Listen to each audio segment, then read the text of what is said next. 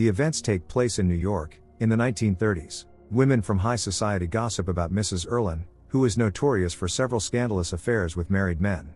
Aristocratic women fear for their husbands when this spectacular person appears nearby.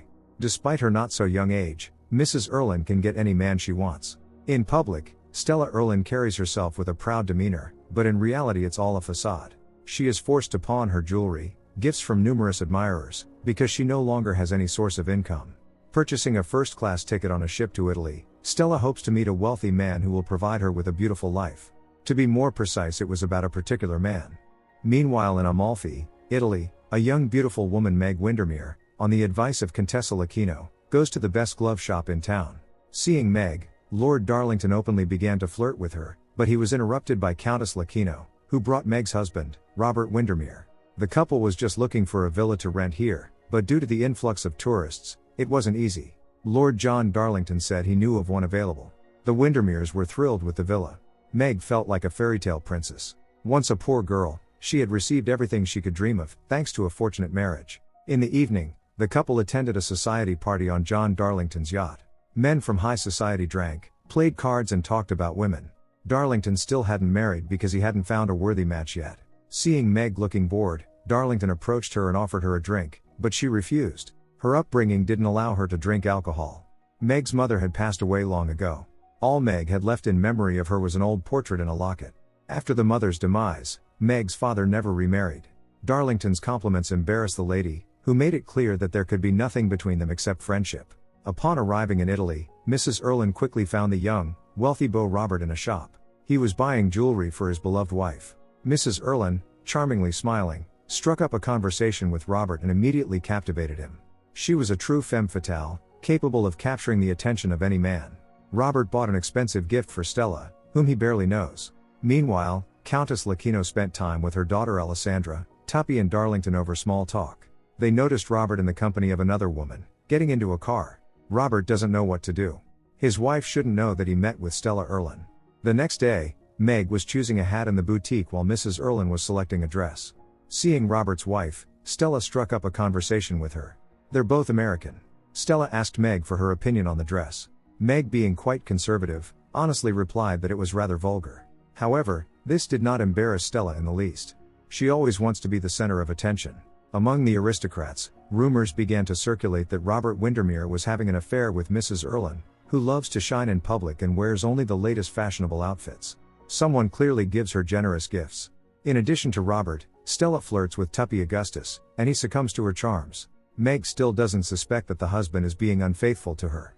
Darlington in turn is in love with Meg, whose thoughts are currently occupied with preparing for her birthday party. When John suggested lunch, Meg agreed, but only if her husband would come too.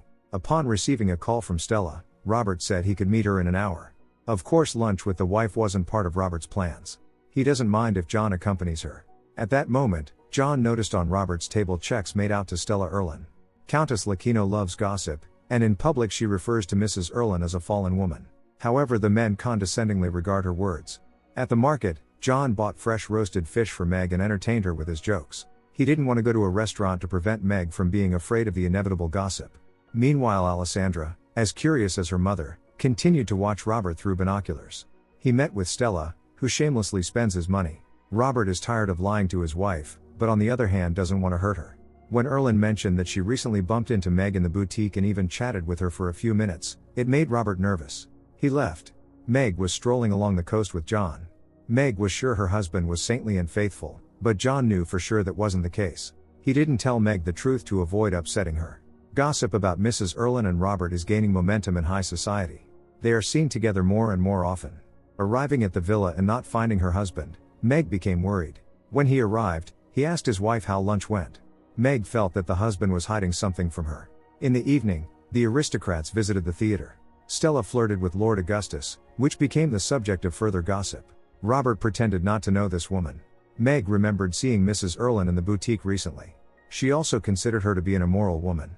Robert didn't like listening to these rumors. He called all these rumors slander and told the others that they should be ashamed. Meanwhile, Stella continued to flirt with Tuppy, who considered her the most charming and witty woman in town. She really knew how to attract men. To the amazement of the aristocrats who had been watching them all this time, Stella shamelessly led Tuppy out of the theater. They decided to take a walk to enjoy each other's company longer. Tuppy hoped that Stella would invite him in for a drink. She tried to politely refuse him, but Tuppy was persistent. Before bed, Meg told the husband that she wouldn't want Tuppy to come to her party with Mrs. Erlin.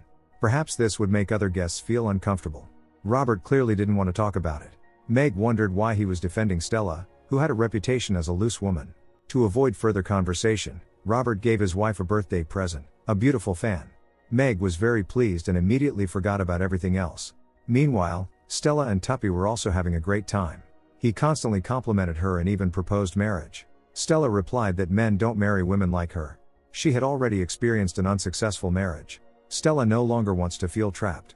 Tuppy, being a very wealthy man, hopes she'll change her mind. Erlin refused him a kiss, saying she doesn't like the smell of tobacco. This didn't upset Lord Augustus because he was completely captivated by this woman. He was even willing to stop smoking for her. When Tuppy left, Erlin lit up a cigarette. The next day Meg, who turned 21 today, made sure her party was organized to perfection. John presented her with a gift, a very expensive gold bracelet with gemstones. This really embarrassed Meg. John assured her it was a token of friendship. He also hinted that sometimes people want to appear to be someone they're not, so it's important to have a good friend by your side in difficult times. Meg didn't understand why he said that. To settle the bill with the florist, Meg entered her husband's private room for the checkbook. It was then that she saw checks made out to Mrs. Erlin, and the amounts were significant.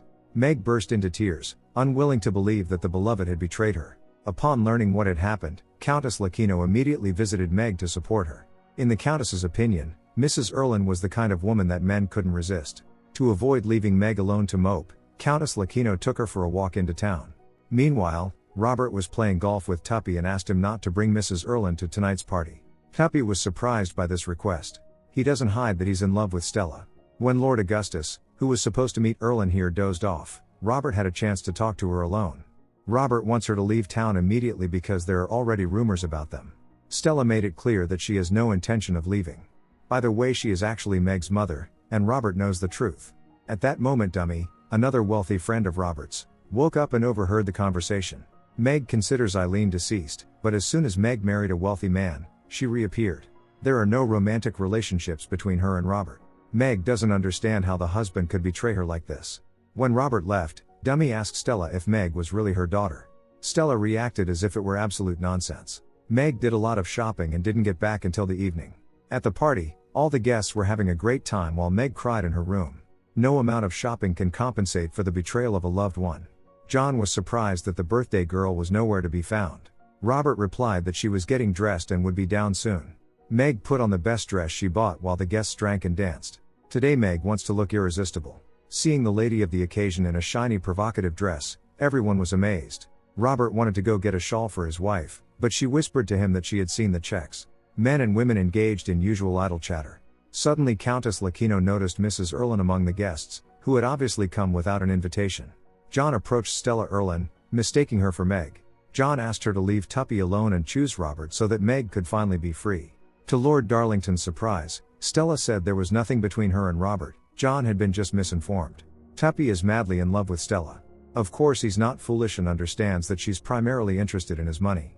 Tuppy in turn values Stella's beauty, so they're even. He bought her the best engagement ring. Meg drank champagne and enjoyed herself, trying not to think about the husband's infidelity, who asked her to stop drinking. Stella's appearance at the party was a surprise to both of them. Now John is sure that Meg will be with him and kissed her, but she ran away. Despite the hurt from her husband's betrayal, Meg cannot stoop as low. John confessed his love to her. She's the first person he truly loved. Now Meg has to make a choice, stay with her unfaithful husband or be happy with someone who respects her. Robert was looking for his wife everywhere. Seeing John, Robert asked if he had seen Meg. She hid, not wanting to talk to the husband right now. John advised Robert to look for her at the bar. Tuppy seems determined to marry Stella.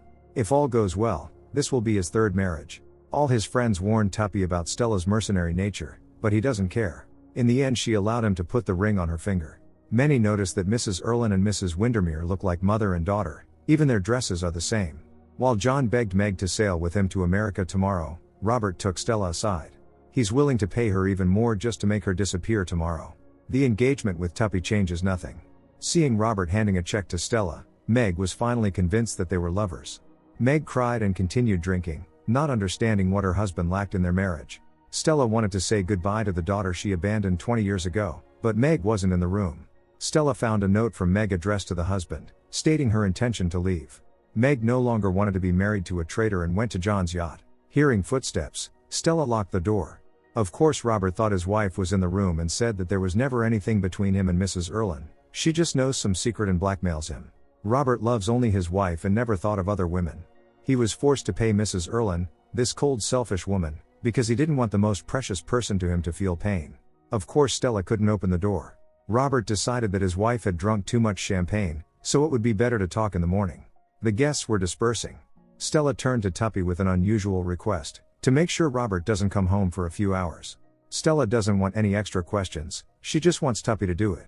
He was willing to do anything for her, so he promised to distract Robert. Meanwhile, Meg was waiting for John on his yacht and never expected to see Stella here, who assured her that she was supposedly an old family friend, so Robert gave her money. Meg didn't believe a word of this woman, being sure that Robert sent her here. To prove that he doesn't know about their conversation, Stella showed Meg her own note. Now Robert is sure his wife is asleep. If Meg leaves the husband and returns to America with John, she will lose the most important thing in her life, love. Meg has always lived by her marriage, and not every woman is capable of that. Hearing John's voices and his wealthy friends, the women hurried to hide. Tuppy and Robert were here too. The men tried to dissuade Tuppy from the idea of marrying Stella, who was only interested in money. Seeing his wife's fan here, Robert thought there was an affair between her and John and struck him. At that moment Stella appeared to save the situation. Tuppy thought she and John were lovers. Stella said she accidentally took Mrs. Windermere's fan. Taking advantage of everyone being distracted, Meg managed to sneak out. Robert decided to play along with Stella to help Meg. Stella on the other hand was going to return the engagement ring to Tuppy, who being very disappointed left. When Robert returned home in the morning, Meg was already in their room. Robert honestly said he spent the night on John's yacht. The spouses embraced, forgiving each other for everything. Learning that Tuppy broke off the engagement with Stella because of the fan, Meg confessed to her husband that it was she who had left the fan in the yacht. Their conversation was interrupted by the maid, who said Meg's father was calling from America. She immediately went to the phone. The maid also handed the fan to Robert, saying the woman who brought it was waiting downstairs. Going down, Robert made it clear to Stella that she was not welcome in this house. Robert doesn't believe Stella feels anything for her daughter because she has always thought only of herself. When Meg came in and saw the guest, she asked her husband to leave them. Meg feels guilty, not wanting to be the reason for Stella and Tuppy's breakup. However, Stella asked Meg not to spoil her one good deed in life and asked the girl to swear on what really mattered to her. Meg swore on the memory of her mother, whom she considered her guardian angel. Meg always dreamed of being like her. Hearing this, Stella barely held back her emotions. She didn't want to disappoint her daughter and left without telling the truth. Robert was okay with that. He'd rather Meg continue to believe in the fairy tale of a loving and caring mother than lose faith in people. Returning the check to Robert, Stella got into a taxi and left. The plane was already waiting for her. Stella didn't notice Meg's fan on the plane right away. It turns out Meg told Tuppy everything, who is ready to marry Stella again. Meg wanted the fan to remain with Mrs. Erlin as a memento of her. Tuppy and Stella left Italy together. John misses Meg very much, but he chose to act nobly.